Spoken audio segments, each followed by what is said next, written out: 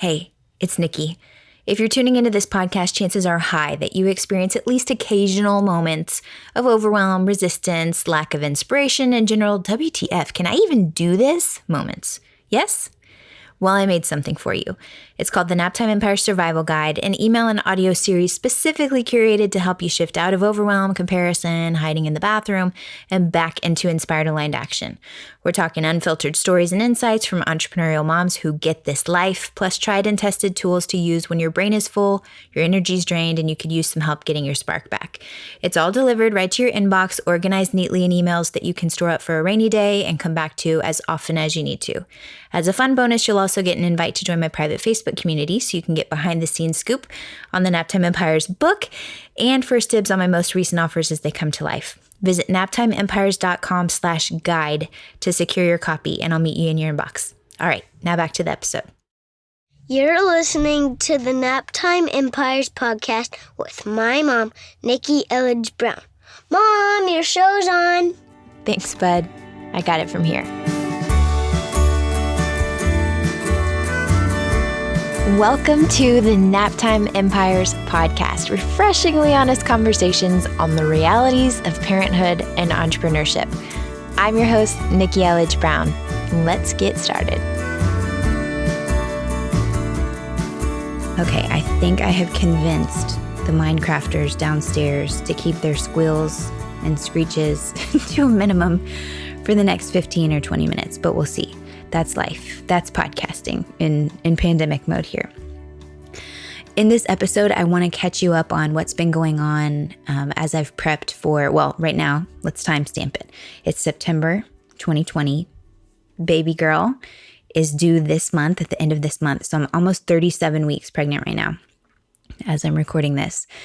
And I want to document it, of course, anchor it in home movie, home audio style, but really, because this is you and me and we're having this conversation, I'm hoping that what I share about my process and how I've been preparing on the baby front, on the labor and delivery front, on the home front, business, podcast, book, all that stuff, I'm hoping that it's helpful to you in some way. So I would, as always, invite you to join me in this conversation, which is going to feel like one long Voxer message to you. That's always how I feel about these solo episodes. It's like it's a long message to you. But I would love to know that you're receiving it, and any questions that you have, I would love to hear them. Anything you want to hear more about, just let me know. Just tag me in your Instagram story and, take a screenshot, send me the question, and I'm totally open to share more, whether it's just through a post or maybe another solo episode. Just let me know if there's anything you want to hear more about, because I'm sharing this so that hopefully it will spark some ideas, possibilities, again, the whole potluck of ideas on the menu of options for you if and when you're in similar situations on your side. Okay. So in this episode, I want to talk about what has worked well for me in this pregnancy, prepping for the baby, labor and delivery, 4th trimester healing. I'll share my vision for maternity leave this round and how it's different from last time. I just have a different perspective, and I'm 5 years wiser, ideally, at this point. What I've been doing to prep on the business side, I call that Biz-Nesting, and then what you can expect from the podcast over the next few months as I'm in book and baby bubble mode. I'm really excited to share with you. There's going to be more regular podcasts coming your way, and I think you're going to love them. So first up, baby, pregnancy. So this is 3rd baby, 7th pregnancy of some sort. And I've shared with you before, I had 2 losses in between, very early losses between the boys, and then 2 between Deaky and this round. And I am still convinced that it's been the same little spirit every time. I can't believe that we might actually get to meet her finally this month. It blows my mind. And while the first few weeks of this pregnancy were kind of touch and go, just mentally, and then my heart rate would pick up, and then I'd be nervous about my heart rate picking up and all of that. This has been a beautiful, super smooth pregnancy, and I am so, so thankful for that. I mean, I've really felt great. And so what I attribute that to, I started last year after I had the 2 back-to-back miscarriages. I started with chiropractic, I started acupuncture, and then when I found out I was pregnant in January, I was like, okay, I've got to move my body more, because I was just kind of feeling like dense in my own body, not energized, not sparky or clear. So I reached out to my friend and trainer, Kimberlyn, who I met online a few years ago. And I was like, are you still doing one-on-one stuff? So we had a few one-on-one sessions, and then we went virtual because pandemic. And I just want to say that was a huge and very powerful decision because I had been really sedentary. And then we were working out, 3 times a week, then 2 times a week. We tapered off to 1 time a week because I was actually just so inspired by how good I was feeling and how energized and clear I was feeling. My moods were more stable, that I was actually working on my own just because I wanted to, just finding things to do to stay physical, even though it is hot as Hades in Houston in summertime, hot and humid. I've been like, oh, I could just walk around my house, put in an inspiring audio or whatever else I would want to be listening to anyway, just sitting and looking at my phone on the couch. I could just put on my shoes to protect my back because otherwise my back hurts if I'm walking around barefoot. Put on some shoes and walk around the house. So there's just been not a lot of excuses and more benefits than perceived drawbacks. And that's what it takes to actually shift your behavior. So working out and just moving my body has been a huge part, I think, of why I've been feeling so good and reasonably normal. Like other than the fact that I'm carrying a human hands-free in my uterus at the moment and the mechanical difficulties that can come with that, I've been feeling pretty amazing. So praise hands. I am so thankful. I am aware that it's not a guaranteed situation, but it's been pretty breezy on that front. Okay, so that's physically what I've been doing to prepare. And then home-wise, I've been nesting for quite a while. My nesting instincts kicked in probably a month or 2 ago even. Like I've just been little by little going through and decluttering various rooms. We had a virtual baby shower thanks to my sister Stacy, who insisted upon it. I was like, it's the 3rd baby. I don't know. I feel weird. And so we had like my sisters and my mom and my aunts and my cousins and some of my best friends that we had via Zoom for a virtual baby shower. And it was so sweet. So if you have any questions about that or tips on virtual baby shower, maybe I'll do a post because it felt really special. I was like, I'm not big on games. I don't want it to feel cheesy. I don't want it to feel like a waste of anybody's time or whatever. I just want to celebrate this new member of our crew that's arriving, and gather any wisdom. And that's exactly what it was. It was beautiful. And we had a couple of games, which was pretty fun. The toilet paper. Guess how many squares of toilet paper? Of course, toilet paper is at a premium this year. So I was like, don't worry, we'll use it. We'll use it for something. Okay, so virtual baby shower. We've had most of our items from the boys that I've basically just hoarded in nice organized tubs for years and years. So we've got a lot of stuff, but there were a few things that like bigger things that we donated to people before and gave away before we moved from Hawaii to Houston. So we had a few of those things. Then of course people want to buy fun clothes and blah, blah, blah. Okay, so what else? I told you this will be like a Voxer message. What else have we been doing? Decluttering, creating space. Jeremy's been doing a bang up job of decluttering outside and doing yard and garage and all of that stuff. I've been really owning my own desired details, like deciding that we have a little robot vacuum that's a shark vacuum. We call him Sharky. And I'm like, I really love to see the vacuum tracks on the floor, on the rug. And so every day, I'm not like putting it on anybody else. I want to feel a certain way before I go to bed because I want the house to feel a certain way before I wake up. And I always do that. Jeremy makes fun of me for it because it's like, it's 8:00, time to start cleaning the house. But I love to do that. Like I actually just love to hit the reset on the house so that when we wake up, it feels nice and clean and clear. So I've just been doing that unabashedly. I'm thankful that this time my mom only lives less than 10 minutes away and she's headed here after I record this podcast to help with nesting. She used to come and fly all the way from Houston to Honolulu to help me prep for previous babies. So it's very interesting this round and also interesting pandemic wise, right? Because like everybody, we want to be safe. So we're in our little bubble of quarantining and mixing as wisely as we can, right? And there's the decision fatigue of how do you know who you're going to hang out with? Who are you mixing with? When? How much time between? If they've seen other people? Like, it's just such an interesting time.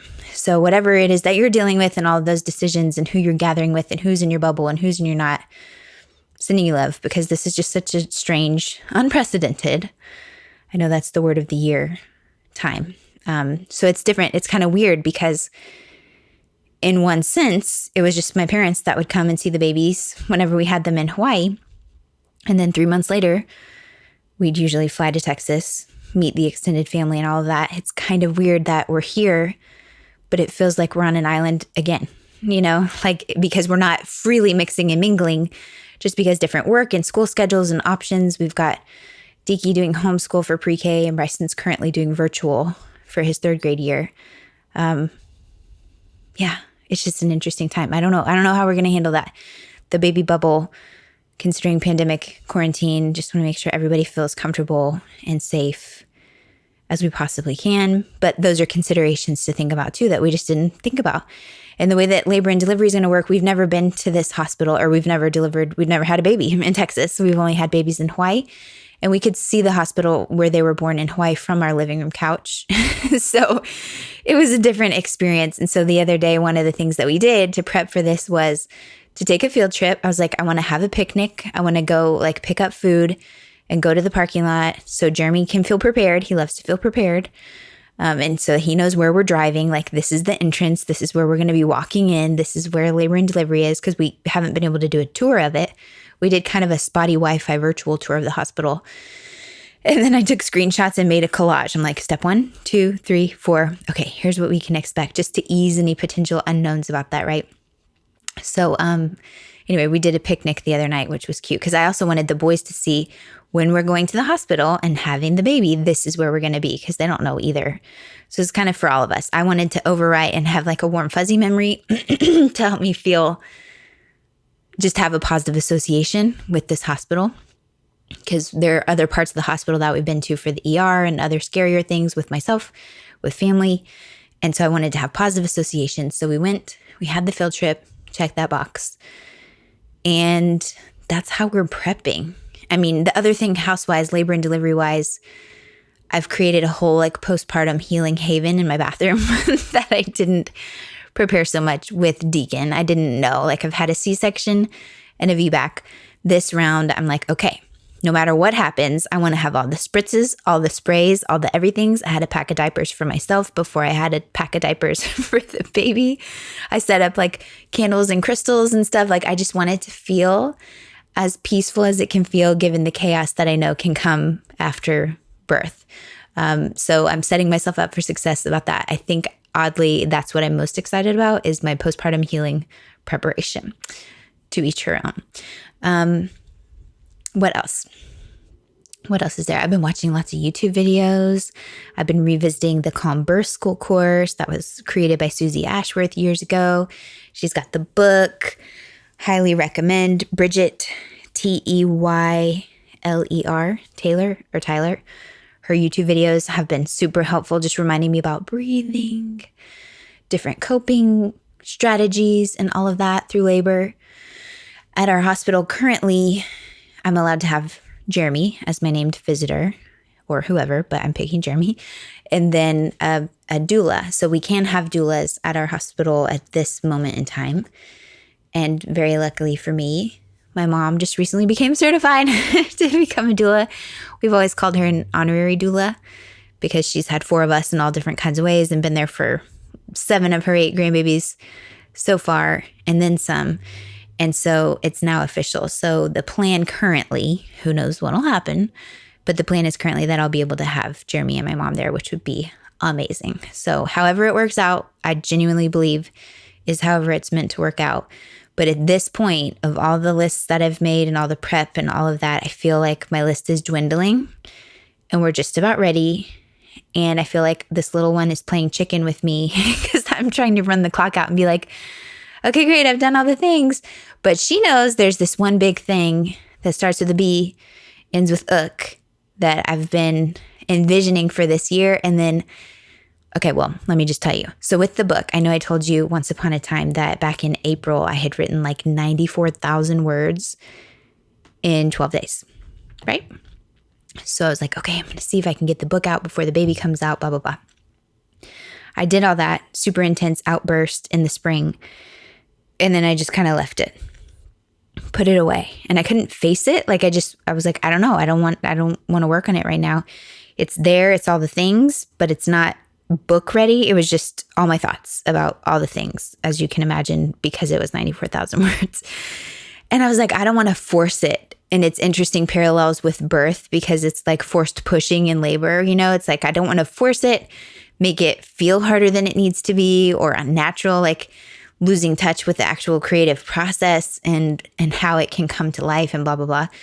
So I was like, I'm not going to force it. We'll just see. And that's fine. Like I didn't make myself wrong for that, or I tried not to. Sometimes I did feel a little guilty, like, well, I should. Do I just not care about the book anymore? Like what's going on? But in reality, I'm like, we just wanted to enjoy our summer. I've been actually really surprised at how well the four of us have handled being together pretty much all the time this year, to the point where we were voluntarily like, yeah, let's just keep going. Like, let's just stay home. We can figure this out. We're actually getting along pretty well. Of course, we have conflict. That's always going to happen. But we've just really savored our family of four summer 2020. And I'm thankful for the opportunity and the space that we created and the runway financially that we've set up for ourselves so that we could do that, so that I didn't feel pressure that I had to do any particular thing. I did offer a mini mester, which we ended up extending and doubling, just a group program that was so nourishing and so beautiful, and a super cozy group of women that I just love. If you're listening, I love you. I love you. We just wrapped a couple days ago. And I'm thankful because I was like, I have all this creative bandwidth and extra energy, and I know that's not necessarily normal, and I don't want to take it for granted, and I have something I can offer. So that was an inspired fume of an idea. And of course, the perfect people signed up for it.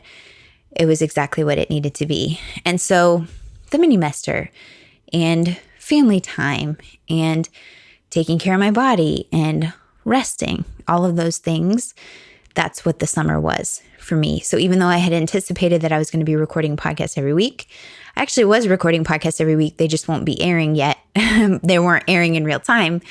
I was batching podcast conversations. And so all that to say, the book, as it relates to Biz-Nesting, as I call it, is like, that's the last thing on my list right now. That's like, once I've got all these other pieces in place, and it's just literally like, I would be twiddling my thumbs waiting to go into labor, I'm going to be working on this next iteration of the manuscript. I still feel really excited about this book. The outline that I have refined, I said it was like American Idol auditions, everyone's welcome. Those 94,000 words, like everyone was welcome. Open auditions. The same themes and key topics that keep coming up over and over. That's like our top 10 finalists. It's actually a lot more than 10 in terms of chapters and messages and stuff. But I'm so clean and clear on what exactly is going to go into this book. It's literally just a matter of me sitting down and getting it out in this last, most streamlined form, and then passing it along to the developmental editor. From that point, it's inevitable. The ball is rolling downhill, and it's just details. And so that's the thing that, honestly, that I've been avoiding. But again, I feel like there's reason for it, because all these other things I've been working on are time sensitive. Baby stuff specifically is time sensitive. So there was a point where probably a month or so ago, I was talking to my friend Jada. I'm like, okay, I think I'm not working on the book stuff because I don't have all these other ducks in a row yet that actually legitimately are time sensitive. Sure, it would be great to have the book out this year, but the baby's definitely coming this year, not even just this year, this month. And so that's when I realized, and that's one of the things I'm sharing with you in hopes that it, shakes something loose in your own brain, where it's like, okay, priority wise, does this really need to happen right now? And if it doesn't, can I just let that go? Trust divine timing that it's going to happen exactly when it needs to. And that's exactly what I had to get to as a surrender point with the book, where I'm like, it's going to happen. It is absolutely inevitable. I'm committed to it. It's, I've hired help with it too. Like I've got skin in the game for the book, but one, I'm not willing to force it and take the fun out of it. And two, it doesn't have to happen just yet. So I was like, I'm going to give myself permission to put that on the back burner, let it sit there, do all the baby stuff that I'm feeling this like literal instinctual urge to get done and prepped. And then I'll come back to it. So part of the other stuff that I've been doing, thank you for dealing with my oxygen. It's like I said, I'm sitting on a bed right now, 37 weeks pregnant. So I feel like I'm breathing heavily into your ear. But what I've been working on Biz-Nesting wise, those other pieces. So it was like, okay, baby, hospital, labor and delivery, whatever I need to do for that. Okay, check. That's pretty well done and documented. Then working backwards from there, I wanted to create this subscriber experience, this email sequence that can keep you company, even if I'm not around and recording or publishing or showing up on social media, which, to be honest, I kind of feel like I'll be showing up more than I have been once she's here. I don't know if that's true. We'll see. But it's that quote about like create a life you don't want to escape from or something like that. I feel like I've created a setup I don't crave a maternity leave from. Like there's nothing to leave, basically. Like I don't feel a need to take this break because I've just been living this way. Like I've been living at a very sustainable pace for me. So if anything, I kind of feel like I might ramp up once she's here. I don't know. We'll see. It was different with Deacon. And that was something I've documented on the podcast where that's when everything shifted. Values started to shift. That's when I was like, okay, let me explore this Naptime Empires conversation. And I had kind of wished that I had taken a maternity leave that I didn't take once I had Deacon. And so I ended up taking like an extended maternity leave that really just kind of shifted the way that I work and show up in general anyway. And this time, like I said, I just feel, I don't know, but my hypothesis is that I'll probably be showing up more. I'm going to be sharing these podcast episodes that I recorded over the summer with you. And I don't know. I just feel like a puzzle piece is about to click into place. I don't know. Time will tell.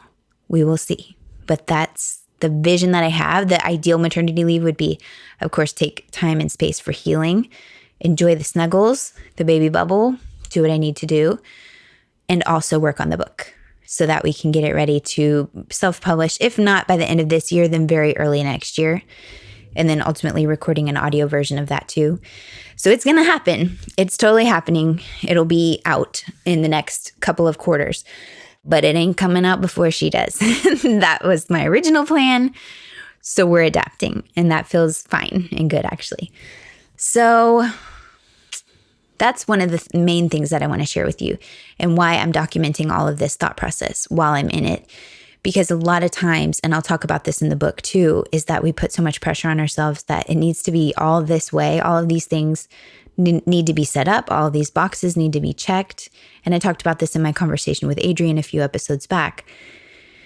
In reality, life doesn't happen that neatly, right? Like sometimes it's a mess. Sometimes it's 2020 and there's a pandemic and there's things that you didn't plan for, or virtual schooling or homeschooling or hybrid schooling, or who knows what is going on in your own life situation, or you're working from home, or your spouse is working from home, or whatever is going on.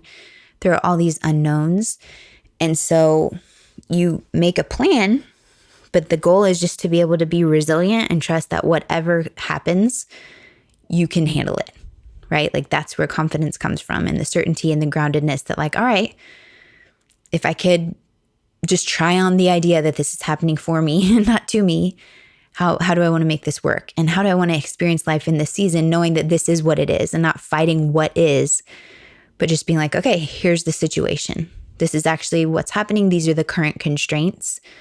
What am I going to do about it? And how can I make the most of it in a non-BS, but like genuine appreciating that this is what it is right now kind of sense. So those are my thoughts. Baby prepping, labor prepping, Biz-Nesting. What I really want to let you know is that the podcast, we've got, I think it's 8 conversations that I recorded with Biz Buddies near and far over the summer, which again was hilarious because it's pandemic and everybody has kids home and kids are running in. Wait, mommy, I need an apple, or like whatever it would be. So it was fun actually to record all these conversations. The audio quality may not be what you're used to, but that's fine. It's 2020. We're adjusting expectations to some degree and lowering the freaking bar on that sense.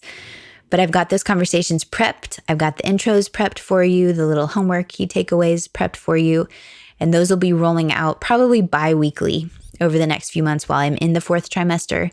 And every now and then, like I said, if you have questions, we can be interacting back and forth through Instagram or through the Facebook group, and you can let me know any other questions that pop up. And then I can always record solo episodes to interject between. But in the meantime, you'll be in great hands with these conversations because they were super fun and inspiring, real talk, refreshingly honest, as always, with a variety of women from different backgrounds who have all kinds of different businesses. So we have those to look forward to. And what else? I guess really the whole key takeaway here is just I've been willing to adjust my expectations this year. And I'm actually pretty close to where I thought I would be at this point in September. Although I did think I would have launched a group program by this time. But right now I'm realizing that, one, I didn't have the bandwidth to do that because I just really wanted to chill and enjoy the summer. I wasn't all about creating a bunch of content over the summer and all of that. But I also know that I want to feel really good about the commitments that I am making throughout the rest of this year once she is on the outside. And so for me, group stuff isn't the easiest to commit to because if I needed to move or flex a particular call or something, it's harder to do that when there's multiple people involved and multiple calendars and multiple lives going on. It's different with one-on-one. So at this point, business-wise, I'm working with a very small select number of super aligned one-on-one clients. If you would like to be considered as one of those clients or join the wait list, you can go to workwithnikki.com and then just tell me more about what you're looking for and your ideal solution, what you love support around, and then I can be in contact with you about that. But that's, to me right now, that's what feels best. It's like the most flexible thing. It's the deepest bang for the buck because I'm sure I'll be looking for connection outside of the baby bubble and outside of my immediate family. I love to have conversations with my clients. Like it's the dreamiest thing to be able to show up and support and hold space to be like, hey, so #on her terms. What are you looking for? What do you really want? And how are you actually showing up for yourself in that way? So that's what I'm going to be doing. I'll be doing a little bit of one-on-one work, working on the book, and sharing these podcast episodes with you to keep this conversation going as we get ready for the book to actually be out in the real world. So if you haven't yet, at the beginning of this episode, you heard my little promo, 60-second promo that I just recorded to tell you about this Naptime Empire Survival Guide, which is what I put together. It's only been like 3.5 years in the making from when I launched the podcast that I was like, I should really have a series of emails that people get when they sign up. Now I do. And I put a lot of love into them. It felt like creating email art. It was actually really fun when I did this over the last couple of weeks. And so I created a whole series of emails that is truly designed for you to just save them. You don't have to read them all in real time. They have links to different podcast episodes, but it's designed to be a guide where you can just create a folder and save them there. And then on a rainy day, when you're feeling blah, when you're feeling overwhelmed, when you're comparing yourself to everyone else on the internet, whatever it is, you can be like, okay, I need a little pep talk or a little kick in the butt or whatever it is. And then you can go look at find the email that's relevant to however you're feeling that day, pick one of the podcasts that's listed there, and then just kind of help shift your energy. At least that's the goal. So let me know if you do. If you go ahead and sign up, you can go to naptimeempires.com/guide, and I'll have it linked everywhere because it's our holding pattern. It's our appetizer and warm up for the book. It's the same vibe of the book, which is all about practical pep talks for entrepreneurial moms trying to be, do, and have it all at once. It's that vibe. And it's stories, it's conversations. It's not just my story. It's some of my favorite podcast conversations, if I could ever imagine picking favorite conversations. And then solo episodes that'll give you the kick in the pants that you may need on any given day. So like I said, you can sign up at naptimeempires.com/guide. Make sure we're connected on Instagram. That's probably where I'll be hanging out a lot over the next few months. If you haven't joined the Facebook group, you'll get a link for that as well when you sign up at naptimeempires.com/guide if Facebook is your thing. And that's it, dude. That's the status. That's 2020. That is the update on book, baby, Biz-Nesting, podcast. I'm, like I said, really looking forward to sharing these future episodes with you. And I would really love to hear any questions that you have about anything that I just shared or whatever comes up in the conversations. These are the conversations that I most love to have, just about how there is no one right way to do this, to raise a family and build a business that fulfills you and your bank accounts. This is the stuff that I love, and I'm committed to being able to be here for my family, of course, but also for you. So any questions that come up, let me know. This is a mutual inspiration society, and I love to hear what's cooking with you. I hope you're doing well over there. For real, you, your family, your loved ones. This has been a challenging year, But I do believe that when we zoom out years from now, it'll be so clear the lessons, the shifts, and the beautiful things that are coming from it too, even if we can't see them in the moment. So thank you for spending your time with me today, any day. And yeah, let's connect. Take a screenshot. Tell me hi on Instagram. And I'll keep you posted. Next time I come to you live, in a solo episode, she's probably going to be here. Oh my gosh. Okay, that's it. Take care of you. Take care of the ones you love. And I'll catch you next time. Bye.